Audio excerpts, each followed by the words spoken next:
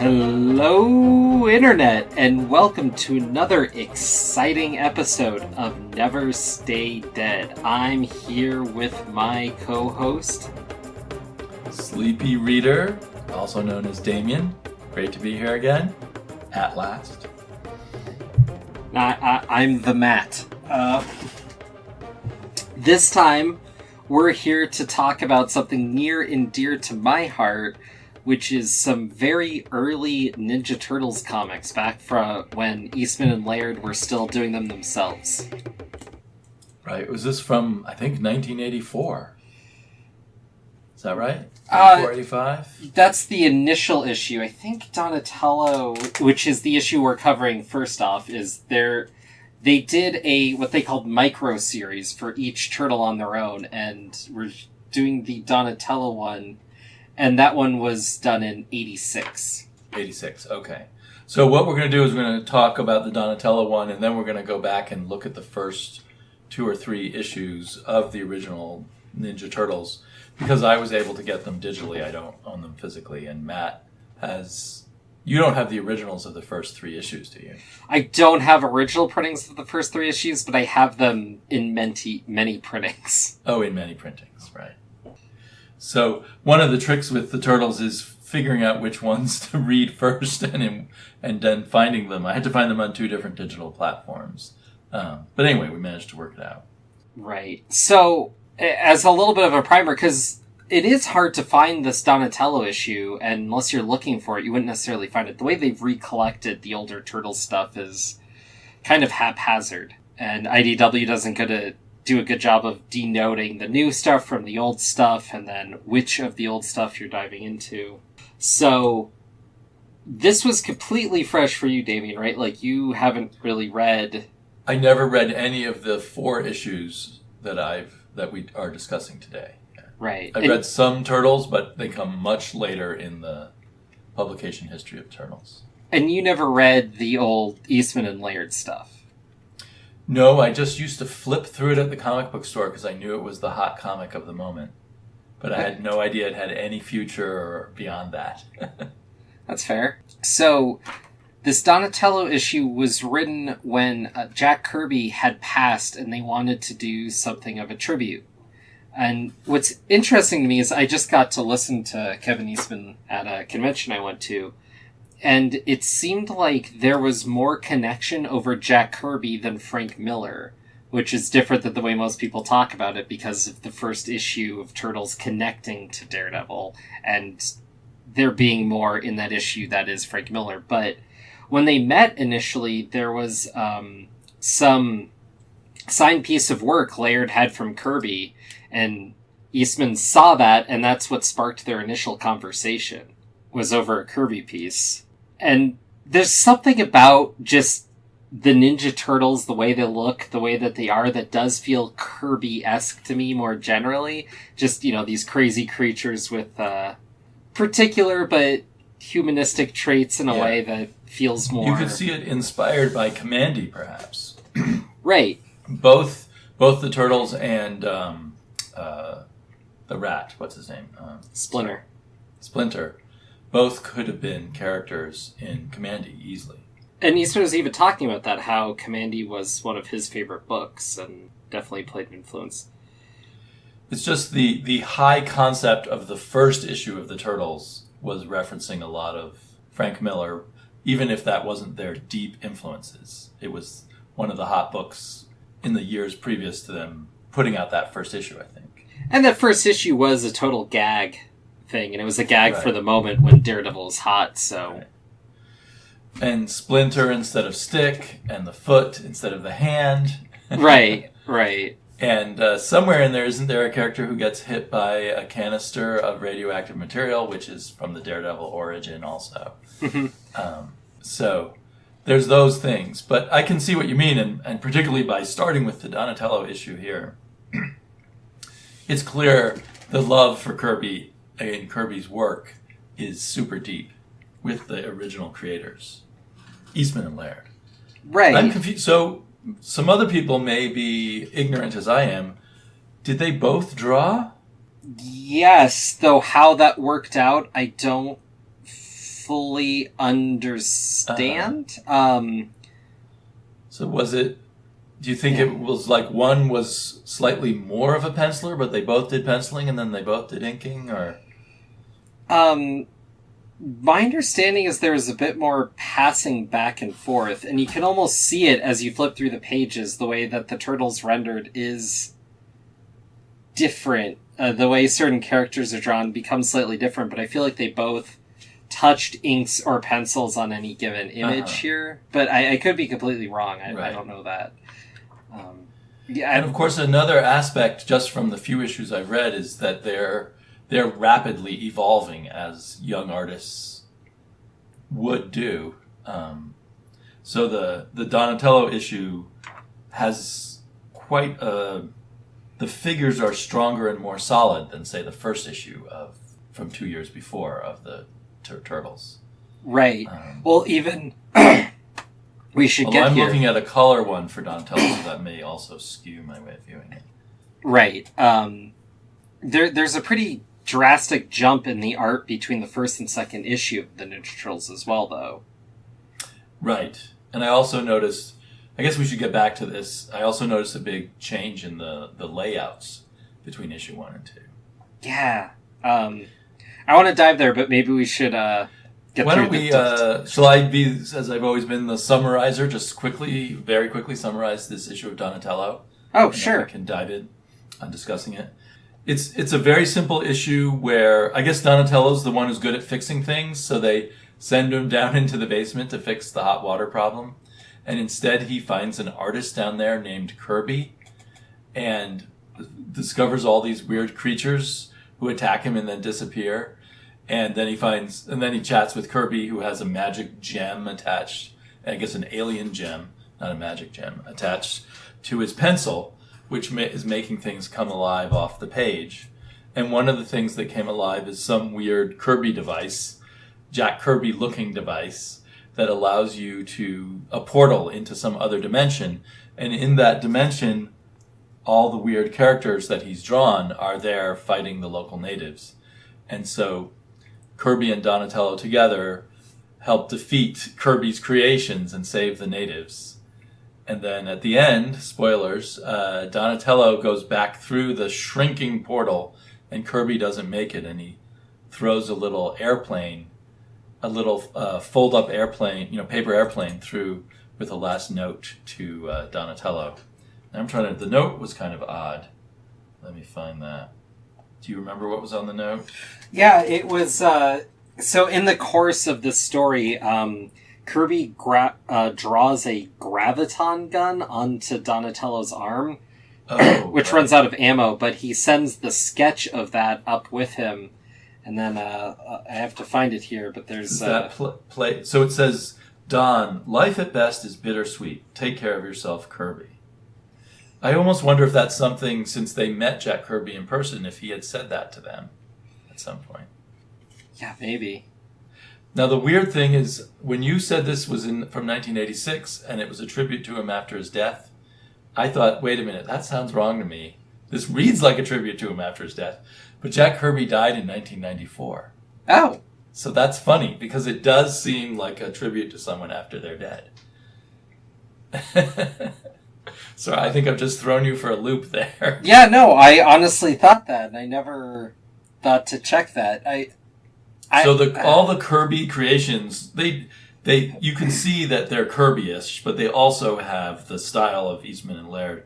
So it's an interesting combo of the two. It's a lot of fun just visually to look at this issue.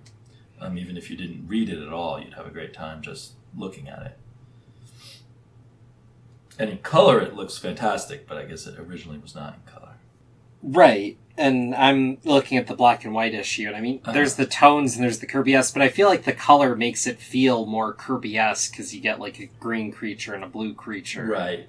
And because Kirby you always got Kirby presented to you in bright, garish colors, so that's kind of what you're used to Kirby creatures in. Anyway, and there's some kind of beautiful stuff, like this splash page where they're coming through to the other dimension. Mm-hmm. But they, even though they're Kirby influenced, they also they have a style that's not from mainstream comics at all. I wonder if there was someone in underground comics who also influenced them, or maybe just came out that way. I mean, they were well mired with a handful of people at that point, and there's an artist that I vaguely remember from underground comics named Jackson, Jaxon, and some of their art reminds me of him. And there's another underground cartoonist whose name I can't remember anymore, who their art also reminds me of. And maybe they were a little bit influenced by Richard Corbin in a weird way. I don't know. I'd believe it. I mean, Corbin was a big influence at that time, and his name pops up. I'm sure there's a number of influences to what they do, and this is an interesting point, because this is a little later in what's considered their initial run, and before they kind of leave the book to be handled by a number of different creators. Right. In a sense, when the Turtles grew too big for them. Right. It was still a small two-guy operation at this point. But yeah, so generally you seem to enjoy this. Yeah, you did a good job picking out something that would be, hit my sweet spot there of nostalgia and fun. How did it strike you when you first read this? Do you remember when you first read it? I do. To me, it was just some artist in the basement named Kirby. Like, that didn't register as anything. But I've always loved this issue, and I just thought it was such a cool idea. And I should note, this issue was adapted for the 2003 Turtles cartoon series, somewhere in that run. Oh, really?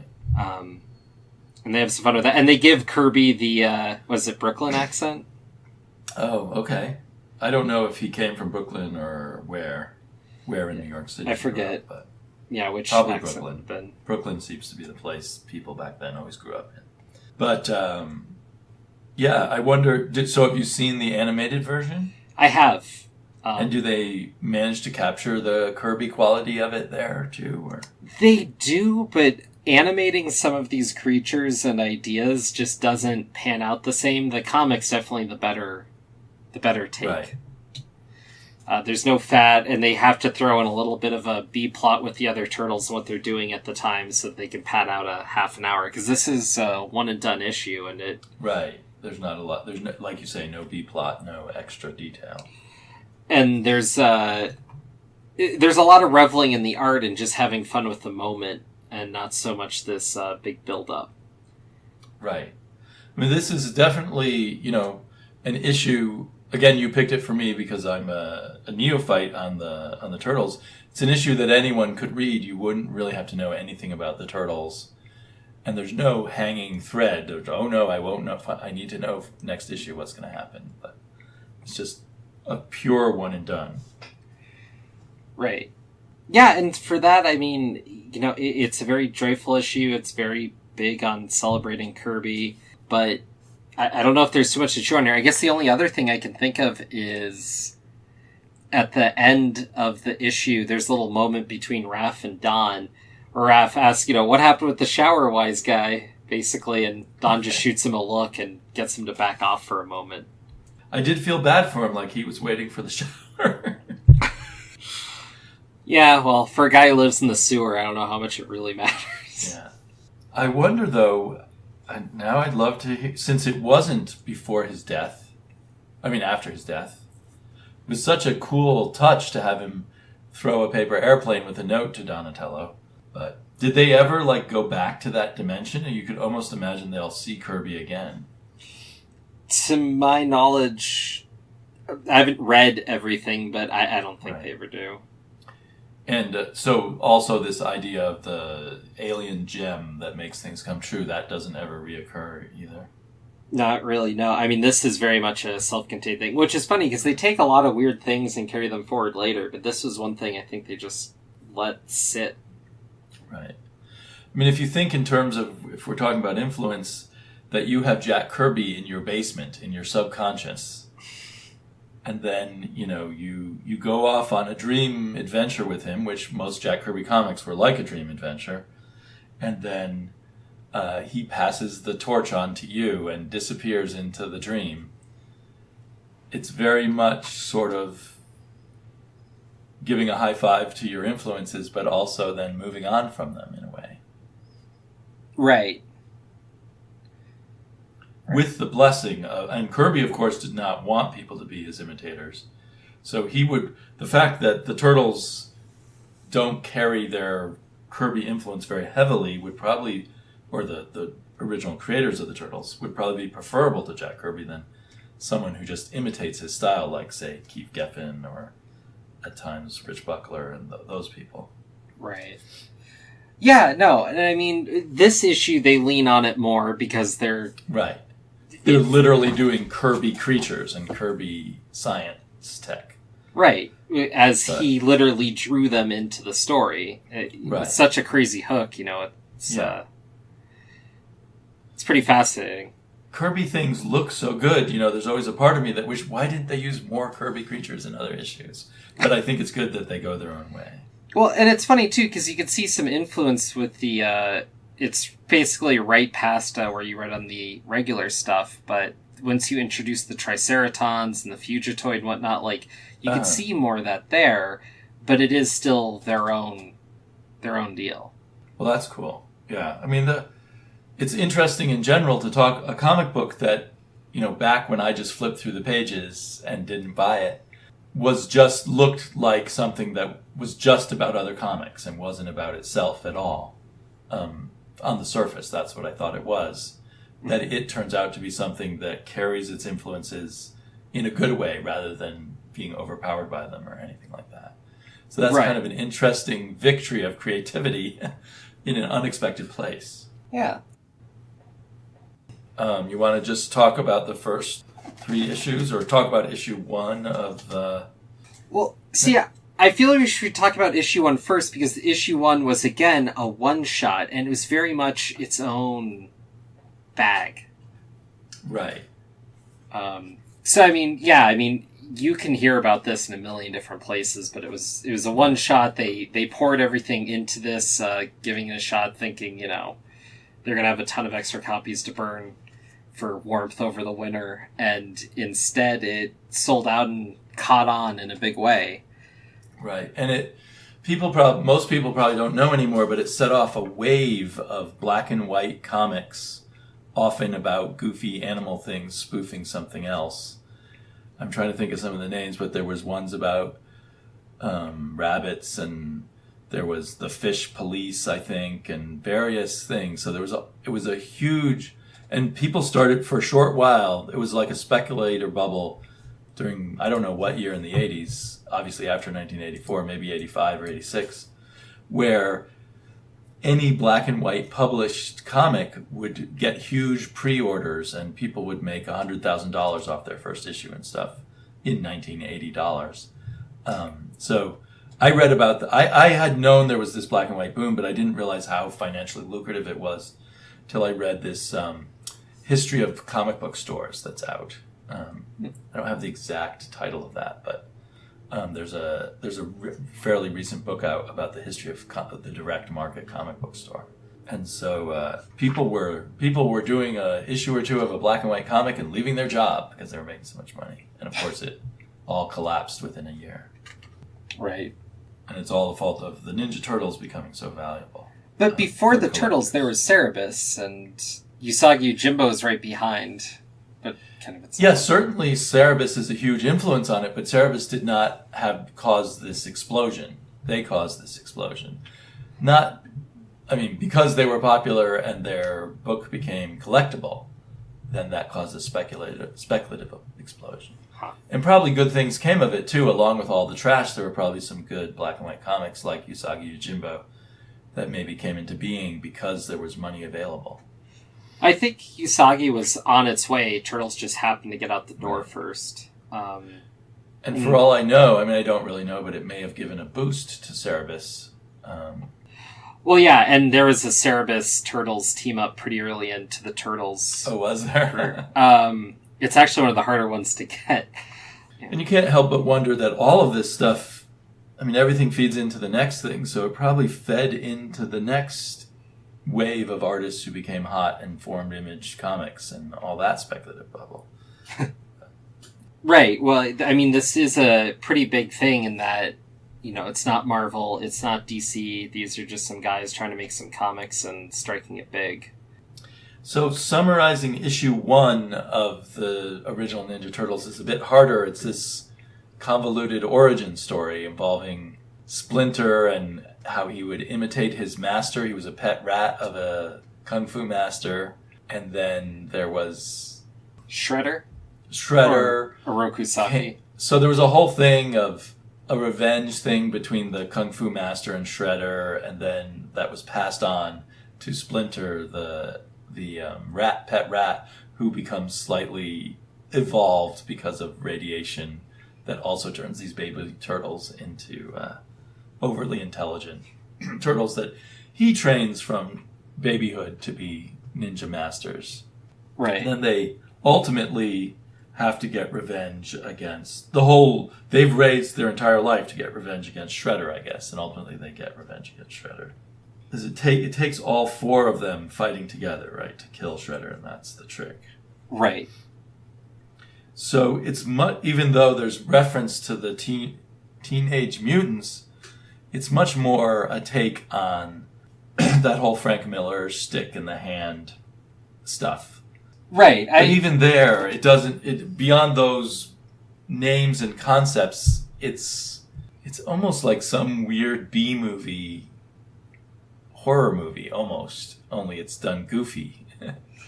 Right, and the turtles don't really have personalities in here. They're all part of their well-oiled machine, and they're all kind of dour and straight. Right. But drawn to look totally goofy. So the humor is only the difference between the seriousness of the story and the goofy look of the characters, right? Right. There's no other humor in it that I could tell. Well, I think part of the joke might have played better at the time because, I mean, this is a point where Marvel and DC were taking themselves so seriously despite the fact that they're built on all this goofy stuff, and to just not have that legacy and to just start there, I think resonated in a way that... Yeah, the super seriousness was what was kind of popular in comics at that time, even though they hadn't reached the age of grimness yet, or the dark age of comics, but it really was already building up. Right. So they were kind of an antidote there. It's hard to tell fully what the creators' intentions were, and maybe they didn't know themselves, of whether they were doing something funny or serious. They knew it was goofy as heck, and that was a lot of what Eastman was saying, is they came up with the most ridiculous thing they could think of, and then the more they drilled in on it, the more like, there's something here, It was just a fun look. It was a creative idea, and it just carried through. And to me, the layouts, like the panel layouts and the way the backgrounds and the figures are handled, is reminiscent of Frank Miller of the early 80s in Daredevil. But the actual drawing style has nothing to do with it. And to me, it looks, like I said, kind of like an underground comic almost. Yeah, you can tell they're hand-drawn panels because they have this wavy line. Right. That's thick ink. And the they layouts. very heavily use this gray tone, which I assume was stuff that they laboriously glued onto the paper. Back then, you had to get these little dots on sticky paper, and you would cut it out and put it on your picture. Right. They're called Ben-Day dots, I believe. So they use that heavily, which is a lot of work, I think. I'm not sure. I kind of wish they used it a little less. But anyway. But there's definitely this look to the Turtles. Mm-hmm. And then the second you jump to the second issue, it's a dramatic shift. Agreed. Let me get to the second issue. And in the second issue, the Turtles are developing more personality pretty quickly. Right. You can kind of tell which one's supposed to be a Donatello or a Raphael pretty quickly. Although I have to say, because I haven't delved deeply enough, I tend to forget who has which personality still, since they all look the same. And it's still developing. It's not 100% there yet. So you could definitely be forgiven until much later. Yeah. And they aren't using Frank Miller layouts anymore, and it's more just looks like a more standard comic book layout, maybe more the layout you'd see in a underground comic in a sense, because there's more panels per page than in a Marvel or DC comic often. But And we quickly expand out the cast. The turtles are tooling around and watching some TV, and then they hear about these experimental mousers, and then there's Baxter Stockman and April O'Neil introduced just right in the same breath. And April O'Neil, I know, becomes a major part of their story, but does this Baxter guy keep showing up, or? He does, though not nearly as frequently, but he's a component to a lot of the Turtles going forward. He's the second big bad. So. If I didn't already know who April was, I would have thought she wasn't going to appear for more than a few pages, so it's interesting how she ends up kind of becoming such a big part of the story. And she does kind of disappear for a while early on. Oh, does she? Okay. So maybe they didn't realize that early on how much they wanted to have her as part of the story. I think the connection to humanity is interesting, but they go way out very quickly. And so, yeah, April isn't there when they go to Dimension X. Oh, okay. I didn't know they went to Dimension X. I love the splash page where she first meets them. It's very funny, and yet it's drawn so serious at the same time. It's an even better take on that funny versus serious than in the first issue. She meets them down the sewer, and they're holding a dead mouser. Mm-hmm. The mousers are robots that this guy Baxter creates to kill all rats in New York City, but he's secretly going to use them to blackmail New York City. He'll destroy buildings with them unless New York City pays him lots of money. Right. Sorry, yeah, that's right. I'm trying to remember, because I've known what a mouser was since before I could read, so I never really thought to question it. Do the mousers return then? They're part of the early cartoon, which is where I first saw the Turtles, definitely, and yeah. Like many things, I was first introduced to these characters through the cartoons and not the comics. And then carried through. Oh, okay. So by the time you read the comics, all of these characters in a slightly different form were familiar to you. Right. And by the time I read these comics, I had read other comics where they were more developed, because it took more effort to get a lot of these earlier issues one form or another, since they weren't so easily found in reprints.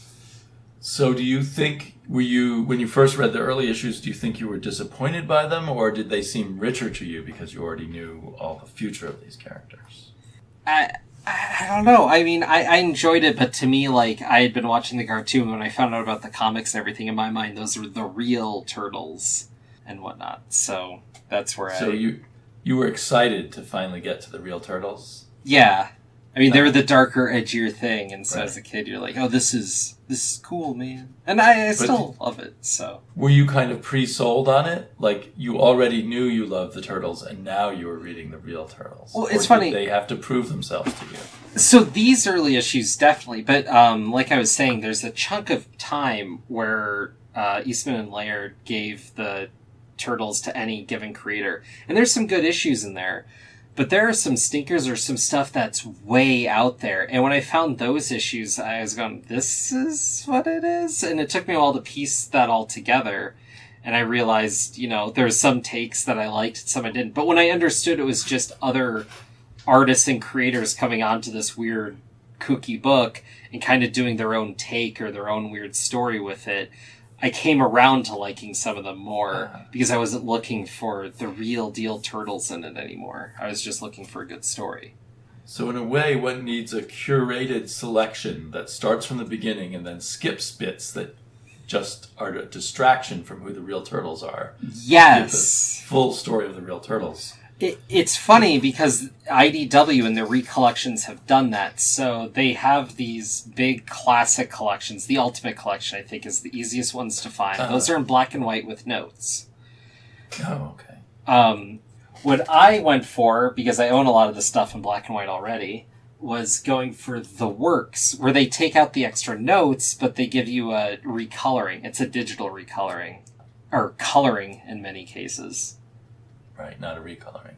First coloring. And those are nice, and they have a quality to them, but they're very IDW, so there's a lot of, ink highlights that don't necessarily need to be there that they lean on, whatnot, and I preferred back in the day, the Turtles books were colored, and they only got through 4 collections, but by this thing called First Graphic Novel that long since gone defunct.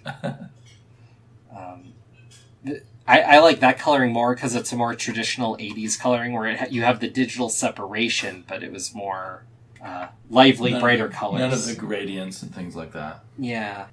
But the IDW stuff is just hard to parse because you have those collections which will focus on the Eastman Laird stuff and maybe a handful of things from like Turtle Soup or other weird little oddities they did. And then they haven't collected volume 2 of the Turtles. They just started recollecting the Image volume of the Ninja Turtles. Mm-hmm. And some of that in-between stuff, there's one labeled around Soul's Winter with, I believe it's Mike Zeck was the guy. They recollected that one very early on. It was supposed to be this series of the more bizarre out there Turtles collections, and they haven't. So they just have this one line of Turtles collections with one book. Yeah, so in a way you could have like the stuff that really doesn't fit what Laird and Eastman doing as like B-sides, where you collect the B-sides on a separate collection or something. Yeah, and even digitally it's hard, because like this Donatello issue, like you were saying, is just, you can grab that issue, but it's not part of any larger collection. I've got, so the issues 2 and 3 kind of are telling this one story about the Mousers and how they defeat this Baxter guy. And it's a fun action book. What really stood, and the Turtles have more personality, and they introduce April, who accepts them very quickly, but is still kind of a nice, something different from just a turtle and a rat. Mm-hmm. But what I really noticed is by the 3rd issue, I really was loving the art, and it really did, it leaned even stronger on that feeling of a well done underground cartoon art. It felt, I'm looking at it now, and it does have a lot of a black and white Corbin feel to it. And it's really pretty amazing black and white art. I'm kind of glad I'm not, the first 2 issues I might have liked colored, but I'm kind of glad issue 3 I'm seeing in black and white. Yeah, and so that definitely makes me want to read more of this. And that's some of the charm of this early Turtle stuff, is like reading early Strangers in Paradise or early Cerebus or something. You're watching these artists grow as they go through the book, and it almost feels like an element to the story and gives it a little more charm when you return to it or look at other things. And we're starting to get this feeling of a story that's going to go on a long time with lots of threads. So Splinter's been separated from the group, and there's this incredible splash page at the end. I don't know. I guess can I give it away or whatever, but the people who are controlling what is the company, anyway, they're these horror alien creatures inside of human bodies that's drawn in a really intense way. And definitely totally underground horror comic vibe at that point. You would not have seen anything like this in a mainstream comic in 1986 or 84. Which probably is not something you would have been aware of. But if I had read this back then, I would have... That's something I'm wondering about too now that you bring that up, is, I mean, the Turtles weren't flying with the code.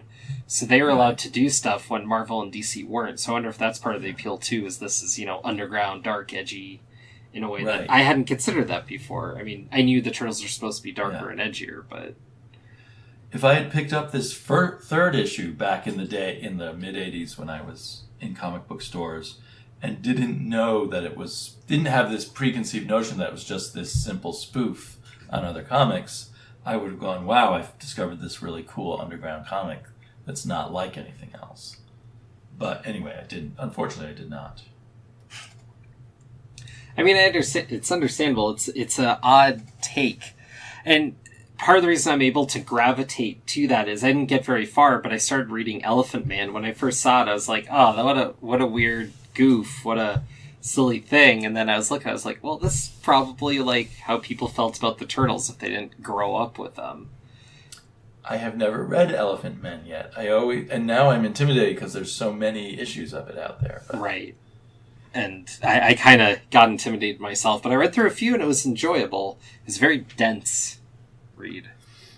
Do you know if that's something you need to read from the beginning, or can you just pick it up? I don't know. most people listening probably haven't even heard of Elf. I've just sort of seen it on and off. It must hardly sell at all.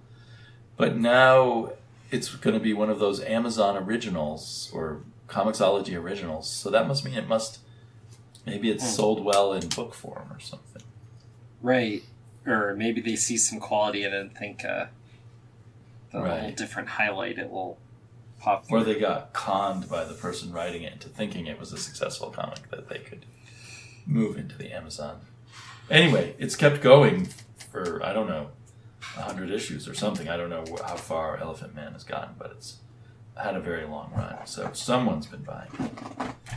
So it's funny now that I'm thinking about it, in comparison to, say, Cerebus or something, part of the appeal of the Turtles is that it's a lighter, more action-oriented, take in the art, have a fun ride kind of story. Right. And for that, I'm looking at it now and realizing there might be a little less to dive into. But I got a thrill reading through these again and seeing that they held up once again after not reading them for a few years. Well, not everything we read do we have to have deep thoughts about, but I'm really glad I read it. And I do, because I've known your passion for the Turtles and a few other things over the years. I just do always wonder do you think the Turtles, had some intrinsic quality to them that hooked into your psyche and remain a permanent thing that you always like? Or do you think it's just because they continue to have good comics, if you see what I'm saying? Oh, well, I love the cartoon as a kid, and that stuck with me. But, they were also my first exposure to the four humors and that idea. Uh-huh. And so, later on, I definitely fell out of love with the Turtles for a while back when they were publishing Volume 4, and I picked up a few issues, and I didn't particularly like it. And Volume 4 is basically lost to time. You can't find it anymore. And that was Laird's exclusive take with the Turtles. Okay. I kind of didn't like it, but it caused me to revisit and finish collecting a lot of the older Turtles books when they weren't a hot item. You could find a lot of scattered issues at the bookshop. And I pieced together over years the final dozen of the initial run, which is the story arc called City at War. Uh-huh. And I loved that story, and every time I picked up a new issue, I'd read my associated chunks and pull through till I finalized it, which was a decade later. One of the issues was impossible to find. And it was one of the middle ones, too, which drove me nuts. Right. And so I always kind of knew there was parts of the Turtles I liked, but I just figured, they were fun, they were around for a while, and they kind of just fell off the map. Right. And then the IDW series was starting up, and I remember hearing about it and thinking, all right, let's give this a go. I've always liked the Turtles, it's a fresh new take.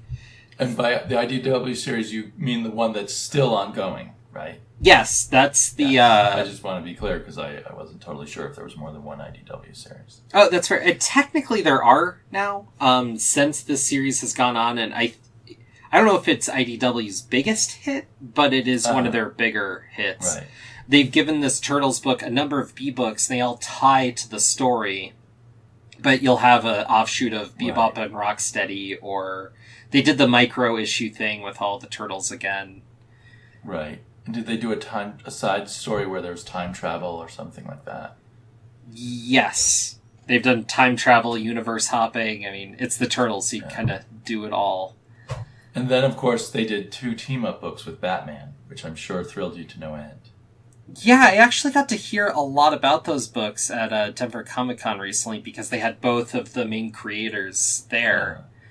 And it was Tinian and... Yeah, Tinian and Freddie Williams III.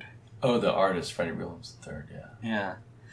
So, did that make you like... Or did you already like it? I know it was very popular, but I know you're not a fan of Batman so much. Well, it's not like I dislike Batman completely. I just... Right. He's not my favorite character. You're a bit cynical about the hype about Batman. Well, yeah, Tom King's Batman in particular. As discussed, we don't need to go there. But we could say that things have only gotten worse with Tom King's Batman. Right. But the Turtles Batman one is a fun take between the two universes. The only part I don't like is the general reverence the Turtles have for Batman for not a lot of reason. Right. But it's a fun play. They're aware of who Batman is, or just once they meet him, they have reverence for him? They do make the universe bending part of the story in the crossover, and so Batman basically whips him, and they hold respect because he was able to, warriors respect kind of thing. So this IDW run for you has maintained the quality, and that allows you to maintain your love for the Turtles? Yeah, and at this point, I mean, they're deep into it. I mean, they're past 75, and that's a lot. And then with all the B books, they're well over 100 right. issues. So that's a massive run. If it's relatively consistent, that's quite an achievement. It is, except for there's points where the art duties fall off, and there's one recent issue in particular where the artist wasn't even drawing feet; they were just like little stick figure L's or whatever. Boy. And I wrote in and said, "Look, guys, you guys play with art and let different artists come on, and that's great, but this was not there." Maybe that was the sign of using a cheaper artist to save money or something. Who knows? I mean, they do. They've had some very good artists on it.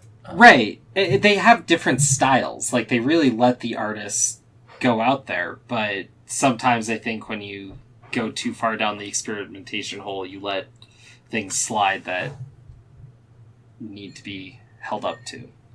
Well, it's an interesting revival because generally things just fade into the past, especially when they're not backed by a giant corporation. Of course, the Ninja Turtles have had a lot of media iterations too, which probably doesn't hurt. Right. In terms of keeping the comic book going. But still, for 100+ issues of relatively consistent work is awfully nice. This late in the game, after they've been a property for so long. Right, and it's an interesting place because whereas the Turtles are owned by Nickelodeon, IDW has this comic license. Eastman's on it, you have one of the co-creators still on it, and then you have Waltz doing the writing, and he's been knocking it out of the park. And I think that's part of the reason why the Turtles comic has held maybe a little stronger fan base than, say, the Transformers or G.I. Joe comics that they're running. And they always push Transformers and G.I. Joe, but it looks like they have more subtitles in their series and more reboots and side starts and whatnot. Right, because the money probably is in just single volume collections or something for something like Transformers. Someone will say, "Ooh, I like Transformers," and just grab one volume, but not get sucked into the story enough to keep buying volume after volume. Well, I mean, I know there's massive Transformers fans out there, and I'm sure they're enjoying what they're getting. Some of them have their ups and downs, but to me, there's something about the fact that Turtles has been able to run for so long on its own with building. Because this is like, when Marvel did the Ultimate Universe, they kind of took all these different elements from the characters and built it up into this new, fresher thing. That's what this Turtle run is. And it just feels more natural with it, and they've carried through in a way that feels more creative. Cool. Well, they still have a chance then to bring this Kirby character back. Yeah, they could bring that Kirby character, and that I'm actually he's off in that pocket dimension. Who knows what he's been up to. Exactly. And that since they're listening to this podcast, they now should feel free to steal that idea. Oh, certainly. Certainly they are. Okay, well, do you have any other big picture things you want to say about the Turtles, or have we pretty much covered your kind of turtle passion? I mean, I guess it's been an opportunity for me to rant about the Turtles, which is great. I mean, it sounds very good. I mean, I think the difference between you and me is I can read some Turtles and they'll be good, but I don't have a deep down love for the Turtles the way perhaps certain characters. Like if I find out that Batman's being done really well, then of course I want to read it. If I find out the Turtles are doing very well, being done very well, I'll be like, oh, I might like to read that. You know what the difference between a character that has its hooks in your subconscious and not. Definitely. I hear you. And that's why I was kind of probing as to if there was something about the Turtles that hooked you early on about, is it the 4 characters? And you said the 4 humors, so maybe that's partially the key to it. Or, you also like comics that have a certain kind of sense of humor to them. You've always leaned towards certain humorous characters, like Atomic Robo. Or early Deadpool, or certain parts of early Deadpool. Or even Spider-Man in general. And Spider-Man has always been a more humorous character when done right. Yeah.